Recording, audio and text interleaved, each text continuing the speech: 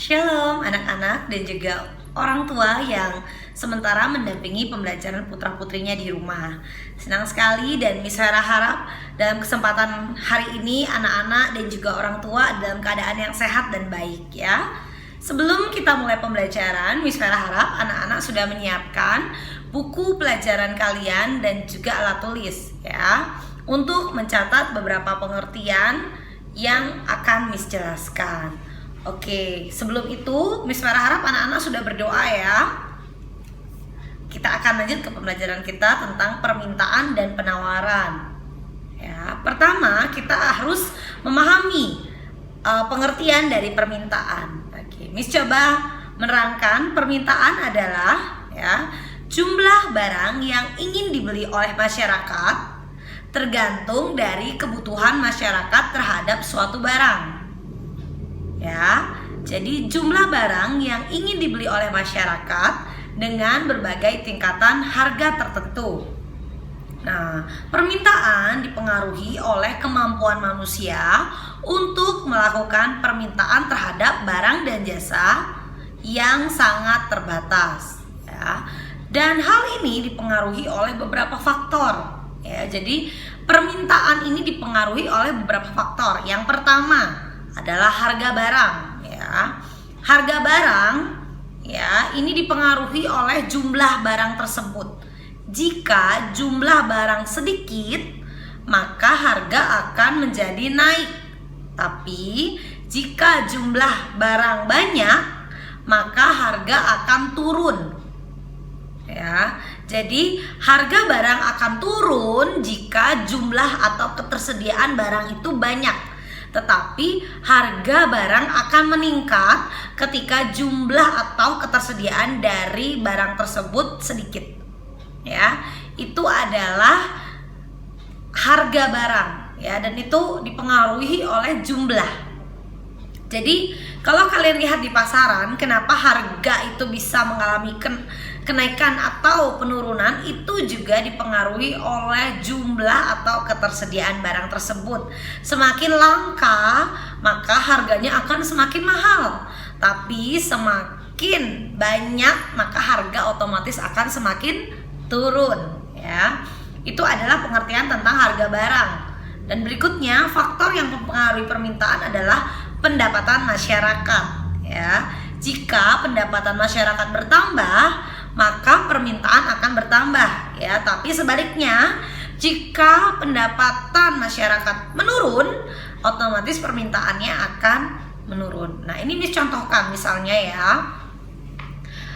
Sebuah keluarga mendapatkan penghasilan 2.500.000. Nah, permintaannya akan sesuai dengan jumlah uang yang mereka punya. Mungkin mereka akan beli beras 10 kilo, beli gula, ya tergantung. Tapi jika dia mendapatkan 5 juta, dia bisa menambah. Mungkin yang tadinya cuma beli beras, gula, ya beli kebutuhan, tapi dia bisa beli lagi yang lainnya.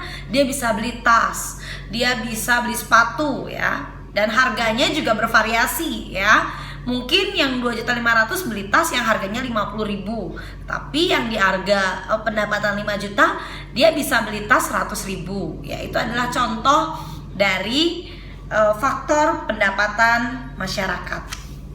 Ya, seperti situasi yang seperti ini ya. Kalau kalian tahu situasi Covid ini cukup mempengaruhi pendapatan masyarakat ya, karena adanya krisis otomatis pendapatan akan berkurang. Nah, ini juga mempengaruhi permintaan mereka terhadap barang dan jasa.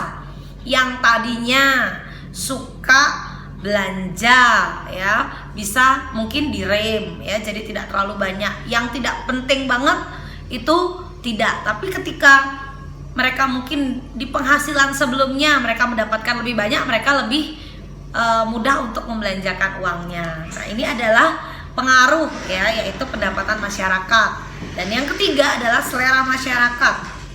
Nah, selera masyarakat ini dipengaruhi oleh tren atau mode yang sedang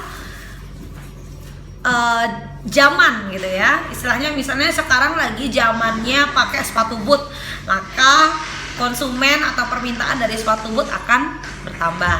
Atau mungkin misalnya sekarang lagi tren untuk memakai behel atau kawat gigi.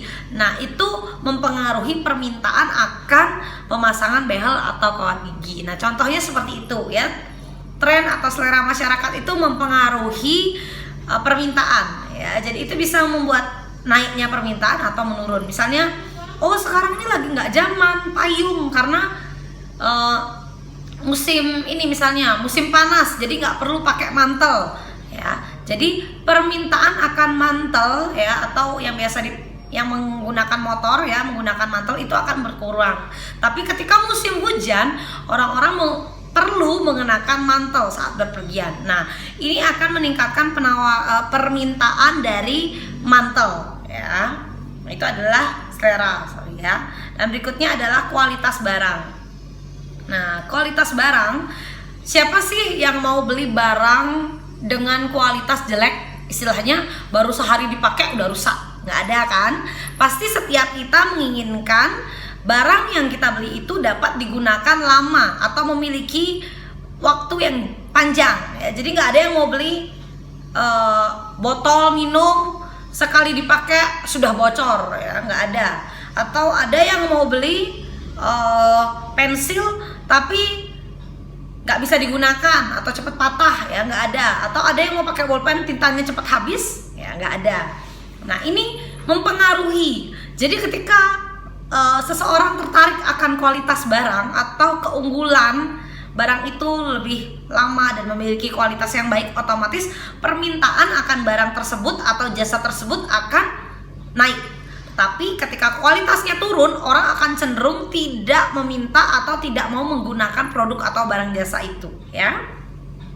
Berikutnya adalah harga barang lain ya. Kalau kalian buka sosial ini ya, platform media sosial yang berbelanja itu, kalian bisa tinggal cari misalnya sikat gigi. Nah, kalian bisa menemukan berbagai macam harga sikat gigi.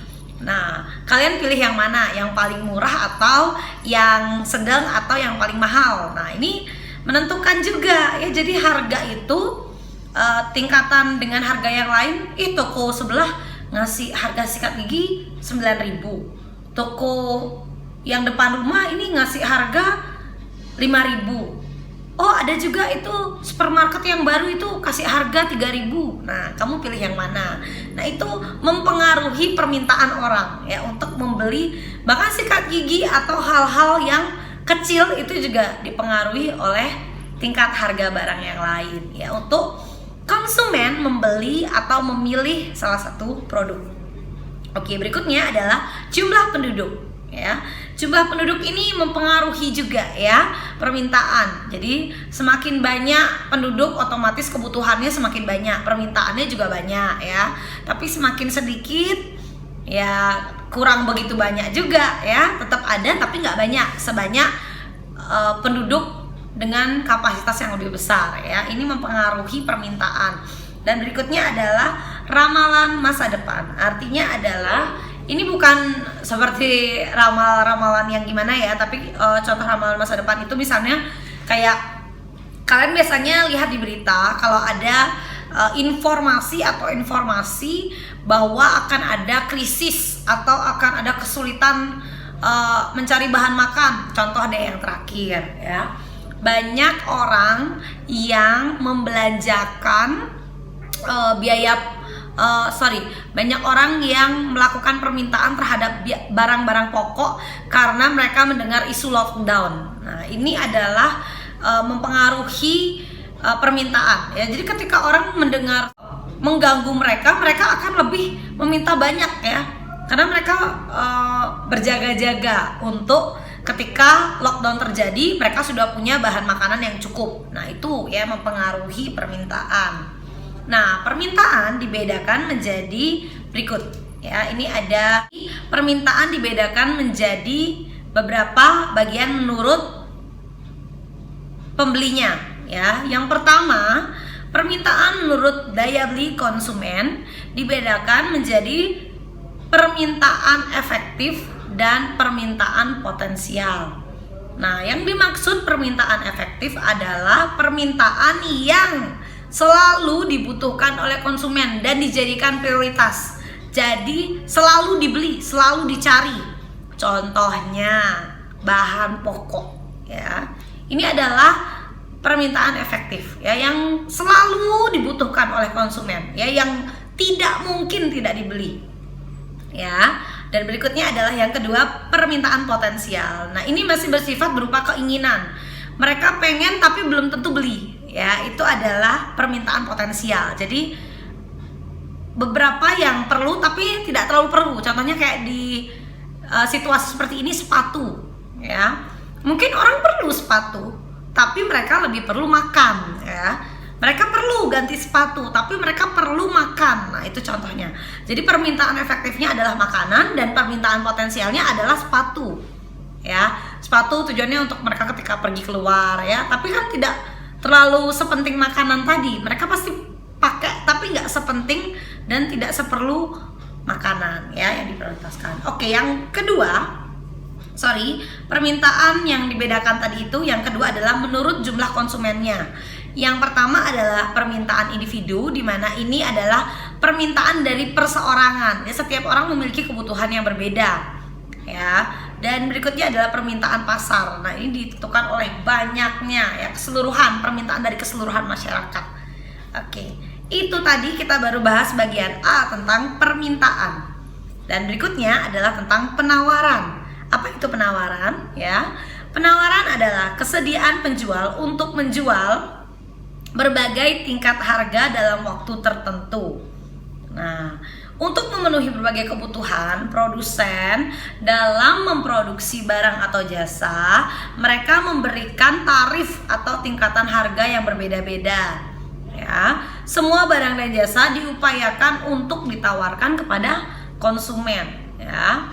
Dan faktor-faktor untuk menentukan tingkat harga ini adalah biaya produksi ya, dimana untuk menghasilkan barang atau jasa perusahaan perlu membelanjakan bahan baku. Nah, ini adalah biaya produksi.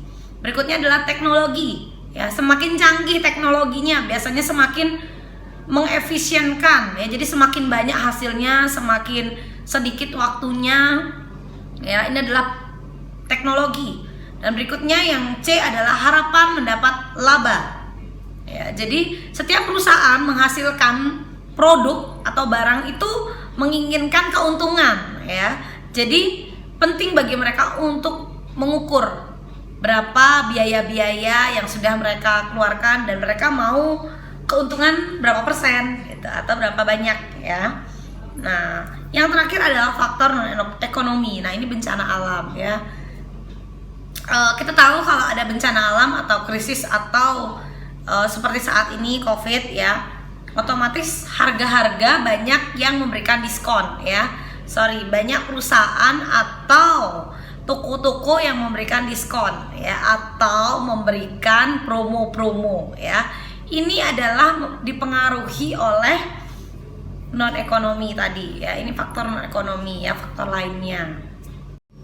Oke anak-anak, jadi kita tadi sudah membahas faktor-faktor yang mempengaruhi penawaran itu tadi. Dan berikutnya adalah hukum penawaran. Nah, hukum penawaran ini digambarkan dengan kurva. Ya, ini adalah kurvanya ya, anak-anak bisa lihat kurvanya. Jadi jika harga barang naik, jika harga barang naik, maka jumlah barang yang ditawarkan pun naik. Jika harga barang turun, maka jumlah barang yang ditawarkan pun akan bertambah. Sebaliknya, jika harga barang turun, maka jumlah barang yang ditawarkan pun berkurang ya. Ini Miss akan tulis ya dan memberikan kurva. Anak-anak bisa lihat ya. Jadi Miss harap dalam pembelajaran hari ini tentang permintaan dan penawaran, anak-anak berusaha untuk memahami materi ini. Jika ada hal-hal yang bagi anak-anak sulit atau kurang dipahami, mungkin ada istilah atau pernyataan yang Miss keluarkan barusan dalam pembelajaran ini menurut anak-anak terlalu cepat atau kurang dapat dipahami, Miss sangat senang hati untuk anak-anak bisa memberikan pertanyaan kepada Miss ya. Dan berikutnya ya, anak-anak persiapkan diri karena di materi ini ya, karena sudah cukup panjang dan kita akan ulangan di minggu depan ya. Jadi ulangan harian IPS di minggu depan Miss akan infokan apa yang harus kalian pelajari ya. Oke anak-anak, tetap semangat ya untuk belajar. Dan jangan lupa untuk kalian tetap menjaga kesehatan dan kondisi ya. Pastikan kalian tidur cukup, istirahat cukup ya.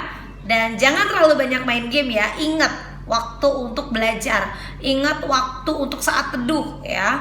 Jangan lupa, Miss selalu ingatkan anak-anak untuk membaca firman ya. Karena di masa-masa yang seperti ini kita perlu pertolongan Tuhan ya. Ingat ya anak-anak ya, tetap andalkan Tuhan. Selamat belajar, Tuhan Yesus memberkati.